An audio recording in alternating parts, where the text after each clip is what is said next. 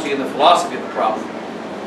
Robertson Jennings and many others, for instance, the Protestants, good Protestants, they condemn the evolutionists. Why? Because science proves evolution wrong. Use this scientist against that scientist. Robertson Jennings condemns Galileo, which is good. Why? Because new scientific discoveries have shown that Galileo is wrong. Does that fit transfiguration, disfiguration? We used to know that Galileo was right. It turns out that we now know Galileo was wrong. Because science has proven Galileo wrong, because they got the new WMAP satellite, which shows very clearly that the Earth is the absolute center of the universe, and that the whole universe tilts 23 degrees and a half north and south above the Earth. We didn't know that before. Don't you know that Galileo was right? What's the problem with that? Galileo was wrong and the Pope was right. Correct conclusion. Completely evil and wrong. Why? Because we don't believe because of a simple faith. We don't believe because it's what the fathers of the church teach. We don't believe because it's the teaching that when St. Barbara Bellarmine burnt Bruno at the stake, probably it was important.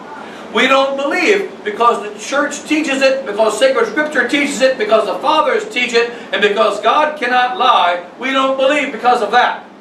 We believe because it turns out we checked on God. He was telling the truth again. Is that encouraging? You checked on God.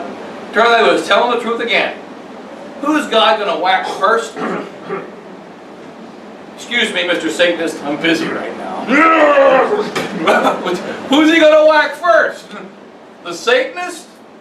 Or the good guy that's defending him and with Satan as his authority? This is a deception. It's a deception. Robertson is a good man, means well, but unfortunately, he's playing in the hands of the modernists. That's why he's into the new mass and all those modern things. We have to follow whatever the authority says. The authority says the new mass is not bad, so I got to accept that. And if you look at the authority, and many Catholics in tradition make this mistake. My brother used to get mad about that all the time, Father Tim. They say, you know, Vatican II was not infallible. It never said the infallible words. Who cares? Vatican II says something different than what was taught before, therefore it's wrong. We don't need to go into the technicalities. While it is also true the technicalities are there, that Paul VI didn't use his fullness of authority. He didn't. That's true. The new Mass is not properly legally promulgated. That's true. I am not against the new Mass because it wasn't properly legally promulgated. That's not why I'm against it. We're against it because it's different than what our fathers have done. We're against it because it's promoting error and heresy, and it leads souls to hell. That's why we're against it. We're not against it because authority didn't use his technical power. So what we have today is a very serious problem. Catholics are standing for the truth for the wrong reasons. And hence, they cannot defeat Satan. One thing that we're noticing in the modern generation, we're finding amongst the new generation, which is definitely not a very impressive generation, the most depressed generation that we have. We're finding amongst the new generation, they're willing to accept the whole truth. The older generations are not. And they're willing to accept, all right, if God is God, I accept whatever God teaches. I accept whatever God says. And if He says Einstein is a nut, I was seeing the picture. He looks like a nut. Probably is. So the fact is they're not attached to Einstein. They're not attached to Vatican II. They're not attached to these evil demonic figures that the older generation has made into saints. We're told we're saints. So on the negative side, they have the thinking of these people without these mentors. But on the positive side, we're like in a new age. One of the things I wanted to consider giving in this conference on modernism, but we didn't make it, is actually part taken from Father Ribicher, former Grace of the Society of St. Peter, and Unfortunately, he's on the wrong side of the fence, but he is now a priest of the Diocese of Tulsa, Arizona. Tulsa, what did I say, Arizona, no blood, Oklahoma. And he's an exorcist. And he had a interesting talk a little while ago on the 6 demons, or the generations of the demons of each generation. Going back to what's called the Lost Generation, which is 100 years ago, World War I, 1905 to 1925. The next generation called the Greatest Generation, 25 to 45. Then the Baby Boomers, 45 to 65. And then the Generation X, and Y, and then the new present generation. And millennials in the present generation. And that we're not going through all the devils, but he says we've reached now, there's a devil for each generation, general spirit of each generation. When you get to this generation, which he calls the 6th generation, what is the devil of this generation? He says there are 2 devils. 1, paganism. 2, depravity. Without going through the whole consideration. Paganism and depravity. What we mean by that is not every single person in the generation is affected by these devils, but they are the general course of the generation. So in our time, for instance, paganism. What's one of the signs of paganism? Tattoos. We see amongst pagan cultures they have tattoos. They always have put on tattoos, always symbols some religious, usually with regard to some demons. But it's just normal to have tattoos. Sticks in your mouth. We see in India they stick a post through the mouth coming out the other side. When they go on pilgrimages, it's not like our pilgrimages. You don't want to be near these pilgrimages. When you see those men, what's interesting about India though, which is a good thing, women originally are not allowed to go on pilgrimages. Only men, because it's worship to the gods, and it's the man that is responsible for worship. Women stay home. Only men on the pilgrimages.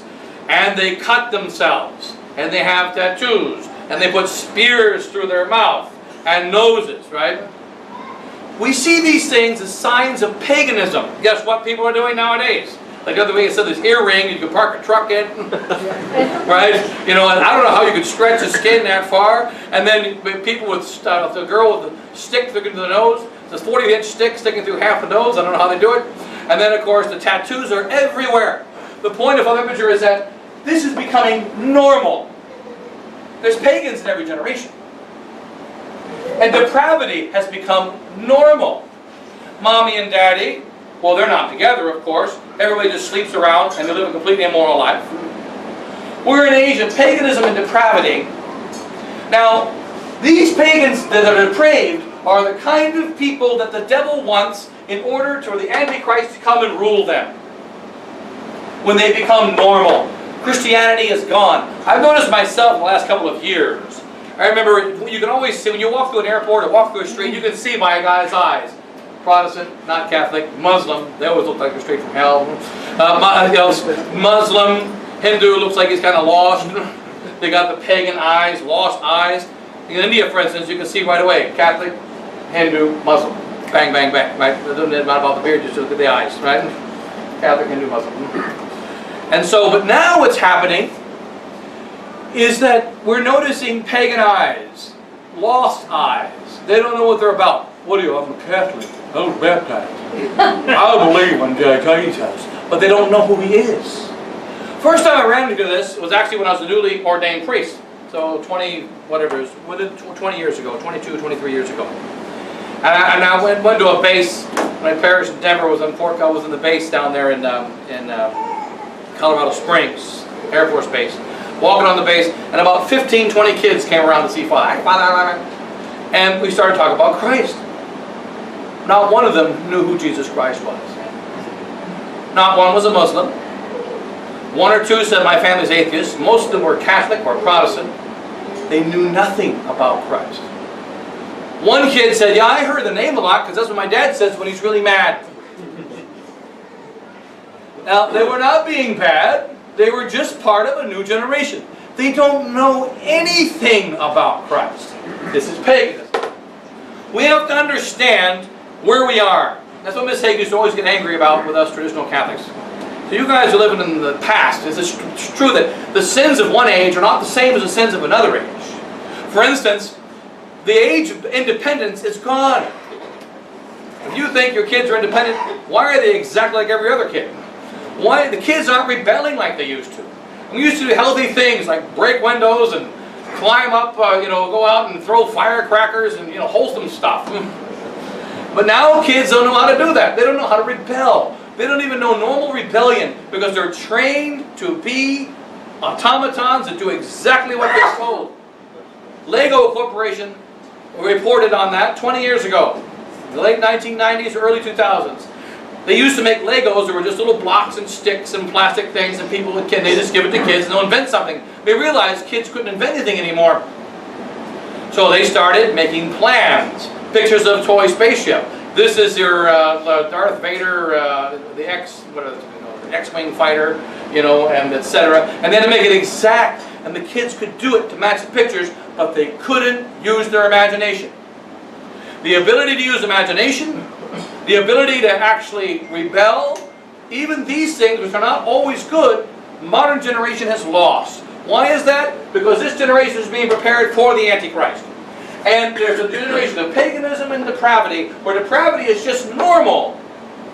They just fool around. They're having marital relations before they're teenagers. They are living immoral lives. They see no problem with homosexuality. They talk about it in school when they're 7 years old, 8 years old. They live in complete depravity, and it's just normal to them. They're not immoral. They're just depraved. The devil of this generation. And they're pagans. And we have here this entire, the whole New World Order is ready to go into them. How are we going to defeat them? We have to recognize we're dealing with people that are in complete ignorance, under the control of Satan. And the answer is give them the whole picture.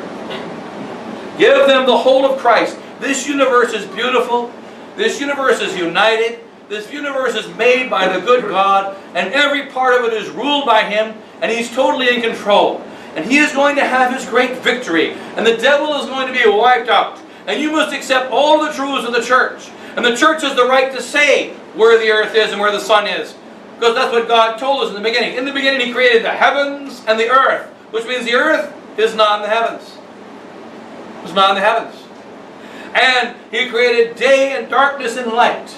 He created the world in 6 days. On the 7th day He rested. He made this the pattern of time. After 1,656 years after He created the world, He wiped it out by water and cleansed the earth of sin. And then He created a rainbow in the sky. So that when you see the rainbow, it is a reminder to all humanity that He will never destroy the world by water again. And He made Noah to do what He told Adam to do. Take your sons, Sem, Ham, and Japheth, and go and people the earth, and subdue it, and rule it, and make it be all used for My glory. And this is what the world is about. The whole universe, every pagan religion, Hinduism, all the so-called ancient religions, they are all corruptions of the most ancient of all religions, which is the true religion of our Holy Mother Church. The first pope of our church was Adam. The last pope will be Peter II. And Christ's true church reigns from the very beginning of time, from Adam until the end of the world. And God rules from the Alpha unto the Omega. And He has victory over all His enemies, and there will not be any exceptions. And we're 15 minutes late. But in any case, there won't be any exceptions. So there is an order to this society, and there's one complete united harmony. Moral theology, dogmatic theology, philosophy, all of the sciences, canon law, all these sciences are all connected and together.